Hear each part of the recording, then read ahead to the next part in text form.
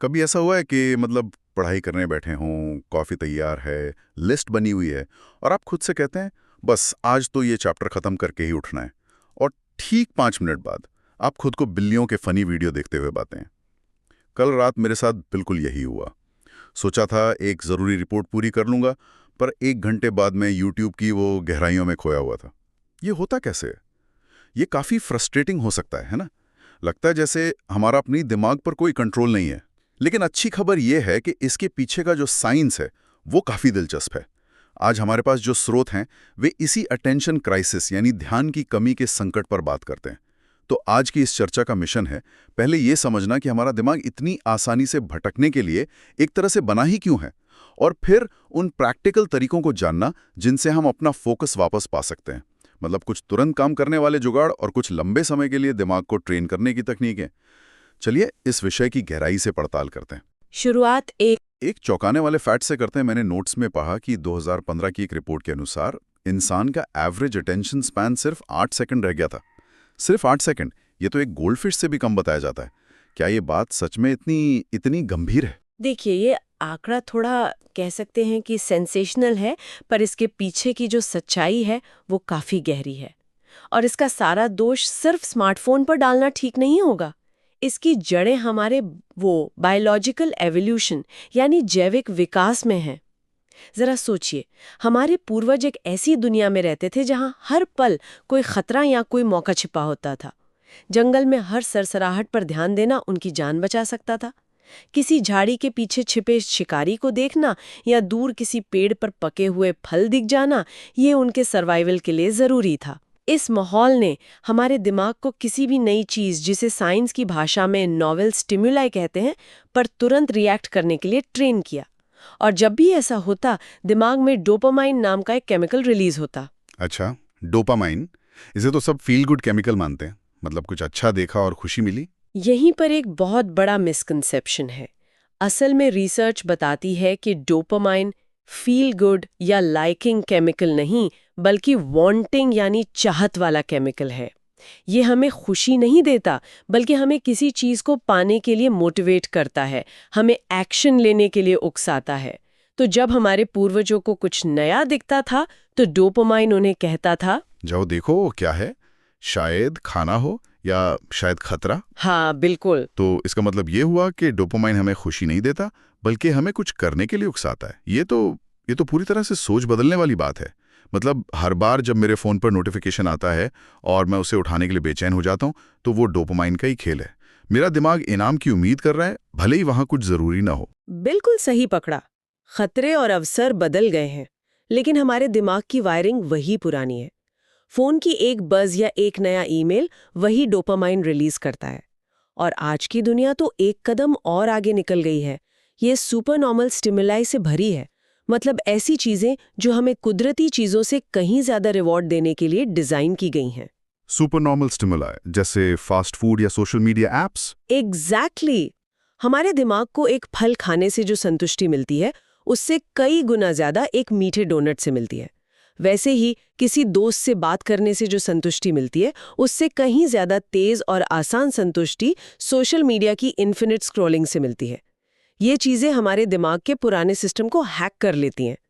पढ़ाई से मिलने वाला संतोष धीमा और लंबे समय का होता है, जबकि एक टिकटॉक वीडियो से तुरंत किक मिलती है। और हमारा दिमाग हमेशा आसान और तेज रास्ते को चुनता है। तो इसका मतलब हम अपने दिमाग के हाथों मजबूर हैं। क्या हम इस साइकिल को तोड़ नहीं सकते? ऐसा लगता है कि हम एक ऐसी लड़ाई लड़ रहे हैं जिसे जीतने के लिए हम बने ही नहीं हैं। नहीं, ऐसा बिल्कुल नहीं है। हम मजबूर नहीं हैं। हम अपने दिमाग को समझकर उसे अपने हिसाब से चला सकते हैं।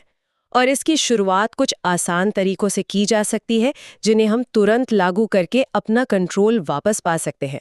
ये एक तरह से फर्स्ट एड की तरह है। फर्स्ट एड, मुझे पसंद आया। तो बताइए, ध्यान भटकने पर सबसे पहला बैंडेज क्या लगाना चाहिए? सबसे पहला और सबसे जरूरी कदम है अपने माहौल को कंट्रोल करना। एक डेडिकेटेड और साफ सुथरी पढ़ाई की जगह बनाना। आपका माहौल आपके दिमाग को सिग्नल देता है। अगर आप बिस्तर पर लेटकर पढ़ने की कोशिश करेंगे, जहां आप सोते और आराम करते हैं, तो आपका दिमाग हमेशा कंफ्यूज रहेगा। उसे पता ही नहीं चलेगा कि सोना है या पढ़ना है। ये तो बिल्कुल सही बात है। ये एक तरह से दिमाग के लिए मसल मेमोरी बनाने जैसा है ना? जैसे ही स्टडी टेबल पर बैठो, दिमाग अपने आप वर्क मोड में चला जाए। और ये साफ सफाई का क्या कनेक्शन है? देखिए, एक बिखरा हुआ डेस्क आपके दिमाग के लिए एक विजुअल शोर की तरह है। हर चीज आपका ध्यान खींचने की कोशिश करती है। इससे आपके दिमाग पर एक अनजाना बोझ पड़ता है, जिसे कॉग्निटिव लोड कहते हैं। ये स्ट्रेस बढ़ाता है और फोकस करने की क्षमता को कम कर देता है। एक साफ सुथरी जगह आपके दिमाग को शांति देती है। फिजिकल माहौल के साथ साथ डिजिटल माहौल भी तो है। उसे कैसे कंट्रोल करें? फोन को तो साइलेंट पर रख सकते हैं, पर लैपटॉप पर तो काम करना ही पड़ता है। उसके लिए भी कुछ बहुत अच्छे हैक्स हैं। एक तो है डू नॉट डिस्टर्ब मोड और ऐसे ऐप्स का इस्तेमाल करना जो कुछ समय के लिए वेबसाइट्स को ब्लॉक कर दें। पर एक और सुझाव जो मुझे नोट्स में बहुत पसंद आया, वो है कंप्यूटर पर सिर्फ पढ़ाई के लिए एक अलग यूजर लॉगिन बनाना। वाह, ये तो बहुत ही स्मार्ट तरीका है। मतलब एक स्टडी जोन लॉग इन जिसमें कोई सोशल मीडिया ऐप, कोई गेम, कोई नेटफ्लिक्स ना हो। जब आप उस मोड में हो तो ध्यान भटकाने वाली चीजें एक क्लिक की दूरी पर होंगी ही नहीं। ये प्रलोभन को रास्ते से ही हटा देता है। बिल्कुल। और एक और आदत जिसे तुरंत छोड़ने की सलाह दी गई है, वो है मल्टीटास्किंग। हमें लगता है कि हम एक साथ 2 काम करके हीरो बन रहे हैं, पर रिसर्च ठीक इसका उल्टा कहती है। हाँ, जैसे पॉडकास्ट सुनते सुनते ईमेल का जवाब देना। आखिर में ना पॉडकास्ट समझ आता है ना ईमेल ठीक से लिख पाते हैं। सही कहा। असल में हम मल्टीटास्क कर ही नहीं सकते। हमारा दिमाग बहुत तेजी से एक काम से दूसरे पर स्विच कर रहा होता है, और हर स्विच में हमारी कीमती मानसिक ऊर्जा खर्च होती है। एक बार में एक काम करना कहीं ज्यादा प्रोडक्टिव है। इसमें ब्रेक लेने का तरीका भी शामिल होगा ना? लगातार घंटों तक पढ़ना भी तो काम नहीं करता। मैंने पोमोडोरो टेक्निक के बारे में सुना है। हाँ, पोमोडोरो तकनीक, 25 मिनट काम, 5 मिनट ब्रेक। ये बहुत कारगर है। ये किसी बड़े काम को छोटे छोटे हिस्सों में तोड़ देती है, जिससे वो डरावना नहीं लगता। लेकिन यहाँ सबसे जरूरी सवाल यह है कि उस 5 मिनट के ब्रेक में करना क्या है। मेरा तो पहला रिएक्शन फोन उठाना होता है, थोड़ा सोशल मीडिया देख लिया जाए। और यही हम सबसे बड़ी गलती करते हैं। फोन चेक करना ब्रेक नहीं है, वो आपके दिमाग को और भी ज्यादा स्टिमुलेशन देता है। असली ब्रेक का मतलब है अपने दिमाग को आराम देना। उस 5 मिनट में उठकर थोड़ी स्ट्रेचिंग करें, पानी पिएं या बस खिड़की से बाहर देखें। अपने दिमाग को भटकने दें, उसे नई जानकारी से ना भरें। ये बहुत जरूरी पॉइंट है। ब्रेक का मतलब दिमाग को खाली करना है, भरना नहीं। अच्छा, एक और चीज है म्यूजिक। कुछ लोग कहते हैं कि म्यूजिक से फोकस बढ़ता है, कुछ कहते हैं कि ध्यान भटकता है। इसमें क्या सच्चाई है? दोनों ही बातें सही हो सकती हैं। ये म्यूजिक के टाइप पर निर्भर करता है। लिरिक्स वाले गाने आपका ध्यान भटका सकते हैं, क्योंकि आपका दिमाग शब्दों को प्रोसेस करने लगता है। लेकिन वाद्य संगीत यानी इंस्ट्रूमेंटल म्यूजिक, क्लासिकल म्यूजिक या यहाँ तक कि वीडियो गेम के साउंड ट्रैक भी बहुत फायदेमंद हो सकते हैं। एक minute, video game sound track? ये तो उल्टा लगता है। क्या वो ध्यान भटकाने के लिए नहीं बने होते? यही तो मजेदार बात है। वो इसके ठीक उलट काम के लिए बने हैं। उन्हें डिजाइन ही इसलिए किया जाता है कि खिलाड़ी घंटों तक गेम में डूबा रहे, बिना भटके। उनमें कोई बोल नहीं होते जो आपका ध्यान खींचे, और उनका टेम्पो और रिदम आपको एक फ्लो स्टेट में रखने में मदद करते हैं, जहां आप पूरी तरह से अपने काम में खो जाते हैं। तो ये सारे तरीके एक तरह से डैमेज कंट्रोल जैसे हैं। माहौल ठीक करो, फोन दूर रखो, काम को तोड़ लो। लेकिन क्या हम हमेशा इन बाहरी चीजों पर ही निर्भर रहेंगे? क्या कोई ऐसा तरीका है जिससे हम अंदर से अपने दिमाग को ही इतना मजबूत बना ले कि ये भटकाव हम पर हावी ही ना हो पाए? मतलब क्या हम अपने दिमाग का हार्डवेयर अपग्रेड कर सकते हैं? बिल्कुल। और यहीं पे असली और लंबे समय तक चलने वाला बदलाव आता है। ये सिर्फ आदतों को बदलने के बारे में नहीं है, ये अपने दिमाग और शरीर को फिर से ट्रेन करने के बारे में है। और इसकी शुरुआत होती है हमारे फिजिकल हेल्थ से। सबसे पहले एक्सरसाइज। एक्सरसाइज तो हर चीज के लिए अच्छी है, पर इसका फोकस से क्या सीधा कनेक्शन है? क्या कोई भी एक्सरसाइज चलेगी, जैसे धीरे धीरे टहलना, या कुछ खास करना पड़ता है? रिसर्च में एक बड़ी दिलचस्प बात यह है कि सिर्फ कोई भी व्यायाम नहीं, बल्कि ऐसा व्यायाम जो थोड़ा कॉम्प्लेक्स हो, जैसे डांस, टेनिस या मार्शल आर्ट्स, वो फोकस के लिए ज्यादा फायदेमंद है। क्योंकि इसमें आपके शरीर और दिमाग दोनों को एक साथ काम करना पड़ता है, जो असल में आपके अटेंशन नेटवर्क को मजबूत करता है। ये आपके दिमाग के उस हिस्से प्रीफ्रंटल कॉर्टेक्स को ट्रेन करता है, जो फोकस का सीईओ है। मैंने नोट्स में वेगस नर्व का भी जिक्र देखा था। ये सुनने में बहुत टेक्निकल लगता है। ये क्या चीज है और इसका फोकस से क्या लेना देना? हाँ, और ये समझना जरूरी है। सीधी भाषा में वेगस नर्व हमारे शरीर का चिल आउट सिस्टम या ब्रेक है। जब हम तनाव में होते हैं तो हमारा शरीर फाइट या फ्लाइट मोड में होता है। वेगस नर्व हमें उस मोड से बाहर निकालकर रेस्ट और डाइजेस्ट मोड में लाती है। जब इसका टोन अच्छा होता है तो हम तनाव से जल्दी बाहर आ पाते हैं, और जब हम शांत होते हैं तभी हमारा दिमाग ठीक से फोकस कर पाता है। एक्सरसाइज इस चिल आउट सिस्टम को मजबूत करती है। वाह, मतलब एक्सरसाइज हमारे दिमाग के सीईओ को ट्रेन करती है और हमारे शरीर के चिल आउट बटन को भी बेहतर बनाती है। इसके अलावा खान-पान का भी कोई रोल है? बहुत बड़ा रोल है। हमारा दिमाग हमारे शरीर की लगभग 20% एनर्जी इस्तेमाल करता है, तो उसे सही ईंधन देना बहुत जरूरी है। ओमेगा 3 फैटी एसिड्स जो मछली या अखरोट में मिलता है, दिमाग की कोशिकाओं को बनाने और उनकी मरम्मत में मदद करता है। एंटीऑक्सीडेंट्स जैसे ब्लूबेरी में पाए जाने वाले दिमाग को स्ट्रेस से बचाते हैं, और हेल्दी फैट्स जैसे एवोकाडो में ब्रेन फंक्शन के लिए जरूरी हैं। तो मूल रूप से जो खाना हमारे दिल के लिए अच्छा है वही हमारे दिमाग के फोकस के लिए भी अच्छा है। और नींद की भूमिका को तो हम अक्सर नजरअंदाज कर देते हैं, और वो सबसे बड़ी भूल है। नींद सिर्फ शरीर को आराम देने के लिए नहीं है। ये वो समय है जब हमारा दिमाग दिन भर की जानकारी को प्रोसेस करता है, यादों को पक्का करता है और एक तरह से अपनी सफाई करता है। अगर नींद पूरी ना हो तो हमारे प्रीफ्रंटल कॉर्टेक्स यानी दिमाग के सीईओ की काम करने की क्षमता पर सीधा असर पड़ता है। तो 7-9 घंटे की नींद लेना सिर्फ एक सलाह नहीं, बल्कि फोकस बढ़ाने के लिए एक जरूरी शर्त है। और सोने से पहले स्क्रीन ना देखने वाली बात भी इसीलिए है। जी हाँ, स्क्रीन से निकलने वाली नीली रोशनी हमारे स्लीप हार्मोन मेलेटोनिन के उत्पादन को रोकती है। इससे दिमाग को लगता है कि अभी भी दिन है और वो सोने के लिए तैयार नहीं होता।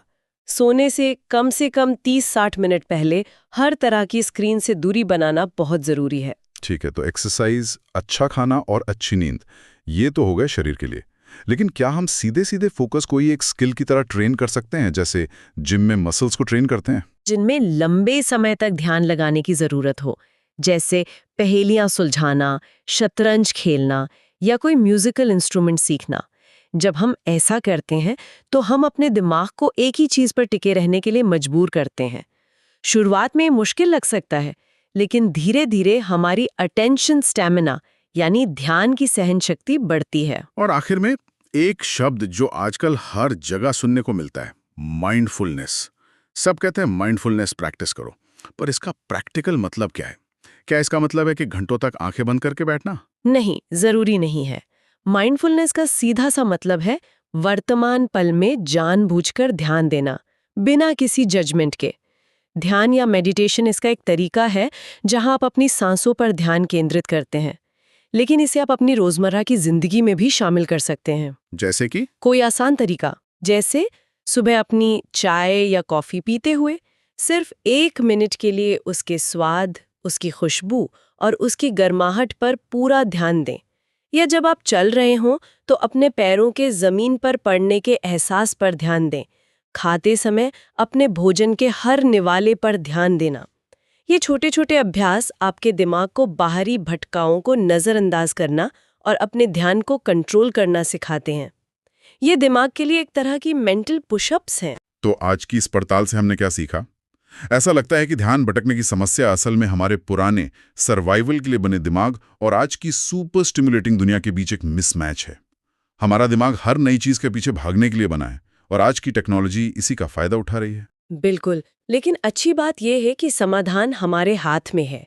कुछ तात्कालिक है, जैसे अपने फिजिकल और डिजिटल माहौल को कंट्रोल करना और मल्टीटास्किंग से बचना, और कुछ दीर्घकालिक है जो हमारे दिमाग का हार्डवेयर ही अपग्रेड कर देते हैं, जैसे सही एक्सरसाइज, पोषण, अच्छी नींद और माइंडफुलनेस के जरिए अपने अटेंशन की मसल्स को ट्रेन करना। अंततः ये सिर्फ ज्यादा काम खत्म करने या प्रोडक्टिविटी बढ़ाने के बारे में नहीं है ना? नहीं, ये उससे कहीं ज्यादा है।